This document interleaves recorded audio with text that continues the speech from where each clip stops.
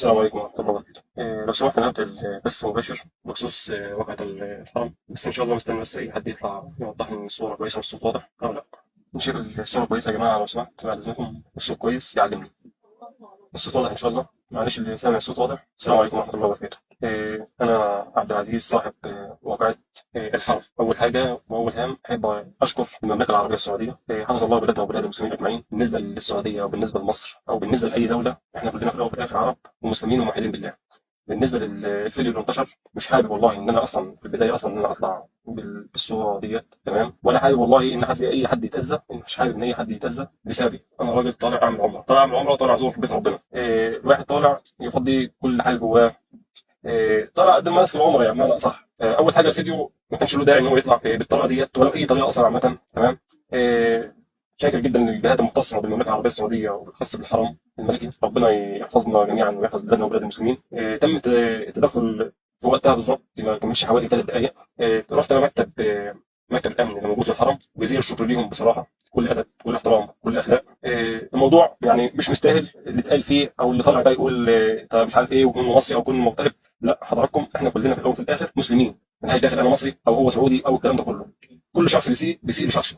كل شخص بيسير لشخصه بس مش للمكان اللي هو عايش فيه. ده اول حاجه. تاني حاجه، اي شخص هيخش يكتب حاجه او يرفع حاجه، انا اول حاجه مش هسامحه من هنا ليوم الدين. في نفس الوقت انا هشتكيه. مش حابب ان الناس تاخد الصيت او تاخد الشهره زي ما بيقولوا او الترند زي ما بيقولوا على حساب ناس. انا اول حاجه. تاني حاجه، انا رجال طالع من العمر، مش طالع والله ان مثلا اجيب الاذى النفسي او للشرطي العسكري اللي هو مثلا يتاذى بسببي او حاجه زي كده او بسبب افعاله، تمام. انا مش حابب كده. يعني انا من الصفحات اللي انا بشوفها والكلام اللي بينتشر، تمام، انا الموضوع كله اتفضل هناك يعني في حاجات بسيطه جدا. الفيديو ده من 3 4 ايام، قمت من النوم الصبح لقيت الفيديو منتشر بطريقه رهيبه. انا مش حابب كده ومش حابب الاذى سواء للعسكري او لاي بني ادم، مش شرط العسكري. انا راجل طالع اعمل عمره، طالع اعمل عمره لوجه الله. يعني انا طالع اقضي العمره بتاعتي.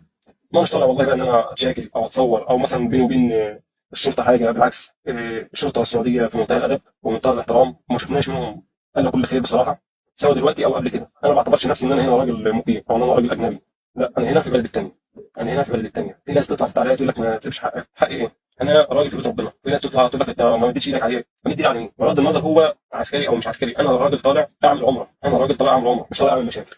والله يرضى عليكم لو سمحت بعد اذنكم، اي حد هيرفع اي حاجه غير صحيحه، فالله يرضى عليكم بلاش. واللي رفع اي فيديو يتمسح. وبلاش فتن، بلاش فتن، بلاش فتن. مش ما احناش يعني. انا في لحظه لقيت الفيديو بسم الله ما شاء الله لف العالم كله. طب ليه؟ عشان ايه؟ انت هتستفاد ايه مثلا؟ معلش لما عسكري زي ده يتاذى. هو في نفس الوقت هم بصراحه في المملكه العربيه السعوديه ما تاخروش وما بيتهاونوش. بيدوا كل واحد حقه بغض النظر انه مصري ولا اجنبي ولا ايش ولا جنسيته ايه. دي مالهاش دعوه. مالهاش دعوه بقى ان في ناس تطلع تقول لك اصل كله مصري والمصري دايما متهان، وفي ناس تقول لك اصل هو اتنازل عشان خاطر اكل عيشه. اول حاجه الارزاق على الله. اول حاجه الارزاق على الله، تمام. مش مثلا إن انا نزلت او مثلا ان انا مثلا في خوف او كده، لا بالعكس، احتراما للمكان اللي انا متواجد فيه. يعني انا نزلت احتراما للمكان اللي انا جالس فيه. المكان اللي انا جالس فيه مكان مقدس للمسلمين، مكان يحترم، مكان ما ينفعش فيه اي تجاوزات. انا لو سمحت بعد اذنكم اللي طلبوا من حضراتكم، اي حد ناشر فيديو او يخش يحط تعليقات او يرفع حاجه ان هو معنى اصح ياخد ترند او الكلام ده كله على حساب الناس، لا اقول لك اتقي ربنا. لا اقول لك او ارد عليك في الفيديوهات او في التعليقات اللي حضراتكم بتحطوها، تمام. اتقي ربنا. مش هتستفاد حاجه. الناس اللي ما شاء الله شغلت الفيديو واخذت ما شاء الله مش عارف 500,000 مشاهده، لا 100,000 مشاهده، الكلام ده كله، انت كسبت كام؟ كسبت كام؟ فلوس هتعيش معاك قد ايه؟ فلوس هتفضل معاك لغايه قد ايه؟ لو الدنيا كلها فلوس فمعلش، بص للي قبلك اللي عملوا مليارات مليارات، سابوها وراحوا فين؟ انا بقول للناس بالاخص الناس اللي سوقت وعملت بتحاول تعمل فتنه، تمام. انا الحمد لله بخير. اللي طلع قال لك ده اصل اتحبس، اصل مقبوض عليه، اصل اتهان، اصل مش عارف ايه، اصل انضرب. ما فيش الكلام ده يا جماعه الخير. احنا هنا في بلد الامن والامان. احنا هنا في بلد الامن والامان.